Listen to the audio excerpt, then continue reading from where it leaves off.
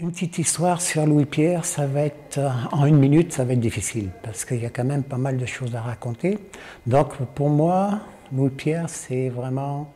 Bon, c'est sûr que je peux parler de son humeur, pas de son humeur, de ses jokes, et puis de son travail, ou de ses compétences professionnelles, mais ça, c'est super, il était très bon dans tout ça. Donc j'irais, moi, plus à parler d'une sorte de personnalité qu'il avait. Donc c'était quelqu'un qui avait des convictions, qui avait des valeurs, puis qui savait exactement ce qu'il voulait, ce qu'il était capable d'assumer ou d'accepter. Donc c'est comme ça que moi je vois Louis-Pierre, aussi bien dans son quotidien, dans sa vie professionnelle, c'était un peu ça. Et puis au point de vue histoire, si j'en ai une un petit peu à raconter, ça, je vais raconter ma première rencontre avec Louis-Pierre. C'était en 93. J'étais en train de demander mes papiers d'immigration pour m'installer au Québec. Je contacte différents services, mais en tout cas, à un moment donné, je pense que ça s'appelait le Centre culturel québécois à Paris. Là, je tombe sur quelqu'un, je lui demande qu'est-ce que c'est la gravure au Québec, comment ça se passe, c'est quoi les possibilités, ainsi de suite. Et là, elle me dit, bon, écoutez, vous tombez bien, il y a un artiste québécois qui travaille à l'atelier La Courrière à Paris pour se faire imprimer et puis pour travailler. Contactez-le et puis lui, il va être capable de vous dire exactement comment ça se passe au Québec.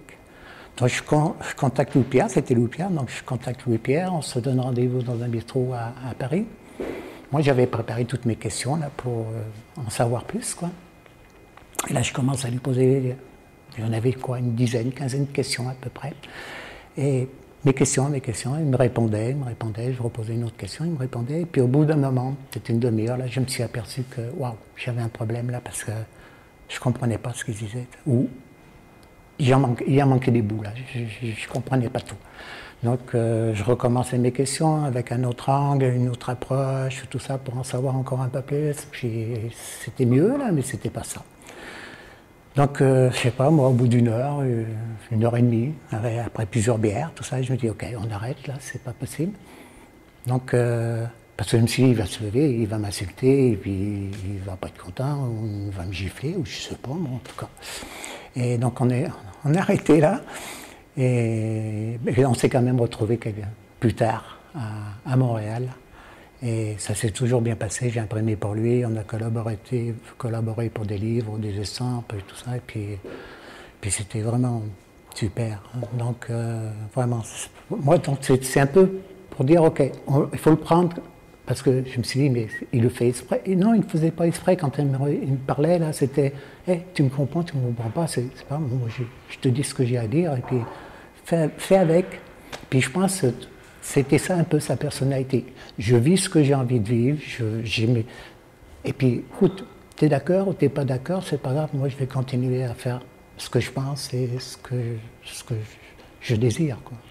Donc je pense que c'était un peu ça ma petite histoire, c'était un peu pour montrer un peu son caractère qui dit ok, je suis comme ça, et puis tu l'acceptes ou pas. Mais c'était quelqu'un avec avec des belles valeurs et puis des bonnes valeurs, quoi. Donc plein de qualités, quoi.